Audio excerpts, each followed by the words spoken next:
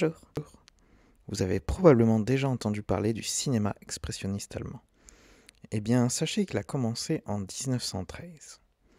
Paul Wegener est né en 1874 à Jarantowicz, aujourd'hui en Pologne. Passionné de théâtre, il récite très jeune des pièces de théâtre par cœur. Il va passer son adolescence à Königsberg, étudiant la littérature et la philosophie jusqu'à ses 20 ans. Il participe à des pièces de théâtre et écrit de la poésie. Mais, selon la volonté de son père, il part à Leipzig étudier le droit. Et il en profite pour prendre des cours de théâtre avec Oskar Borchert. Il décide d'abandonner ses études et de devenir acteur, ce à quoi son père réagit en lui coupant les vivres.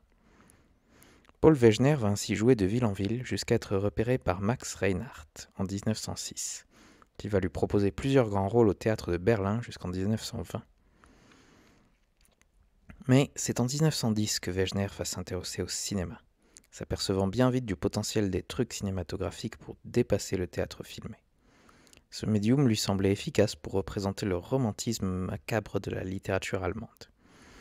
Il rencontre l'écrivain Hans-Heinz Ewers et le réalisateur Stellan Ries, qui sont d'accord avec lui, ainsi que l'actrice Lida Salmonova, née à Prague et qui sera son actrice fétiche et sa troisième femme. En 1895, deux frères font la projection dans la capitale de vues animées par une machine qu'ils ont inventée. C'est évidemment le bioscope des frères Skladanowski.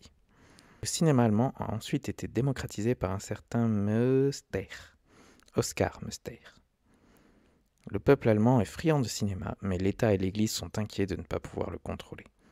Ils mettent en place une censure et une taxe sur les films, ce qui freine un peu le développement du cinéma en Allemagne. La haute société boude aussi ce médium de masse qu'elle juge loin de Goethe et de la culture allemande. Ce qui n'est pas le cas donc de Wegener et de Hans-Heinz Ewers. Il est difficile de dire qui a fait quoi dans ce film. Mais il est clair que Paul Wegener a joué une part importante dans la réalisation. Le film, c'est L'étudiant de Prague, est l'un des premiers à préciser où il a été tourné. C'est aussi que le film a coûté 20 000 marks, un très haut chiffre pour l'époque, en partie expliqué par le tournage à Prague. Bien qu'étant une histoire originale, le film est inspiré du roman d'Abelwert von Chamisso de 1814, L'étrange histoire de Peter Schlemihl, ou L'homme qui a vendu son ombre, et de la nouvelle d'Hoffmann, L'histoire du reflet perdu. On peut aussi voir des inspirations de William Wilson, de Poe, ou du portrait de Dorian Gray d'Oscar Wilde. Et bien sûr de Faust avec le pacte avec un diable qui a un nom qui fait écho aux Molière. Le film commence par une présentation des personnages qui regardent la caméra devant des rideaux, rappelant plus une pièce de théâtre qu'un film, de même que le découpage en actes et l'intermède musical.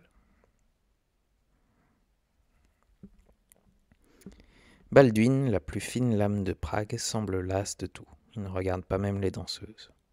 Il est approché par un vieil homme qui lui promet la fortune. Pendant ce temps, la comtesse Margit et son fiancé se rendent à la chasse. Le fiancé fait une entrée fracassante, mais on apprend que la comtesse ne l'aime pas. Le cheval de celle-ci s'emballe et elle tombe à l'eau.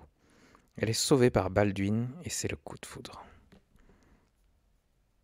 Dans sa chambre sobre qui contraste avec le faste de la comtesse, Balduin s'entraîne devant un miroir. Puis il se rend chez le comte, faire un concours de taille de bouquet et rentre chez lui tout penaud.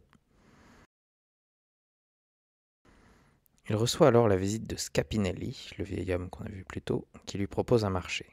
100 000 florins d'or contre ce qui plaira à Scapinelli dans la chambre de Balduin. L'étudiant, qui n'a rien à perdre, signe et le vieil homme prend son reflet.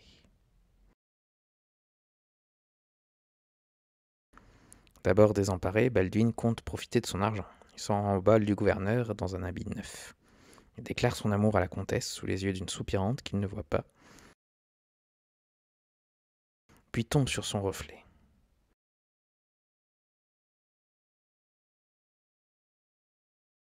Après cette étrange rencontre, il donne rendez-vous à la comtesse au cimetière de Prague. Mais la danseuse vole le mot d'invitation. Pendant une promenade romantique autour des tombes plus grandes qu'eux, le reflet fait une nouvelle apparition effrayante. Pendant ce temps, la danseuse dénonce ses amoureux au fiancé de la comtesse. Celui-ci va défier Balduin au duel au sabre. Le père de la comtesse, inquiet pour son futur gendre, va demander à Balduin de l'épargner. Balduin accepte, mais c'est son reflet qui sera en duel et tue le fiancé. En disgrâce auprès de la comtesse, Balduin s'adonne à la boisson et au jeu, dans la même position qu'au début du film. Dans une scène qui annonce la suite, il affronte aux cartes son reflet et disparaît dans les ténèbres. Balduin retourne voir sa bien-aimée qui lui pardonne et lui donne un baiser. Mais le reflet surgit une nouvelle fois.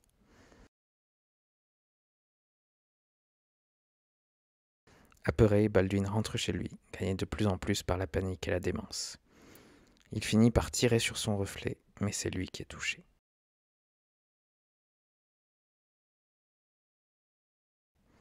Scapinelli vient faire un tour de piste et le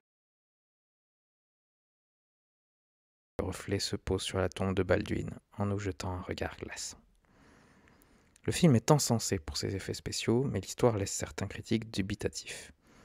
Wegner est accusé de surjouer, notamment les émotions fortes, mais le côté naïf qu'il insuffle au personnage rend son destin plus poignant et permet de faire ressortir le calme froid et angoissant de son double.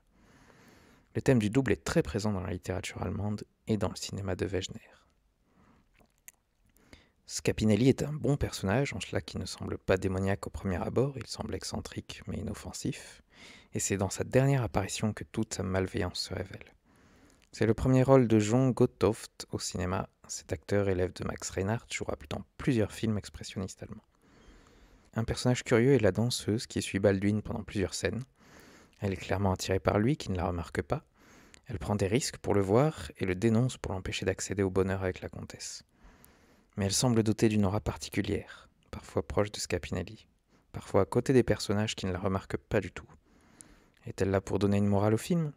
On peut imaginer que si l'étudiant s'était épris d'elle, qui n'a ni de rang ni d'argent, il n'aurait pas vendu son âme.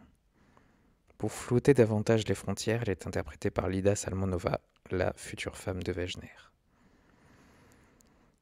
Le réalisateur, Stel Henry, est un auteur danois à succès qui s'est installé en Allemagne pour réaliser quelques beaux films, mais est mort pendant la Première Guerre mondiale. Le film aura 2 remakes, l'un en 1926, très semblable à l'original. Il est toujours écrit par Hans-Heinz Evers, mais sans la participation de Wegner, et l'autre en 1935, qui est beaucoup plus éloigné de l'original. On peut noter qu'il y a très peu de cartons-titres et des scènes qui tentent des effets, des mimiques riches qui en disent long sur l'état des personnages tout au long du film, et bien sûr un personnage effrayant par ses simples apparitions. La caméra est pour l'essentiel fixe, lorsqu'elle bouge elle tremble un peu, le montage se contente de passer d'une scène à l'autre. On est encore à l'aube du cinéma, mais Wegner nous livre un beau mélange de théâtre filmé et de succession de tableaux dans une Prague envoûtante.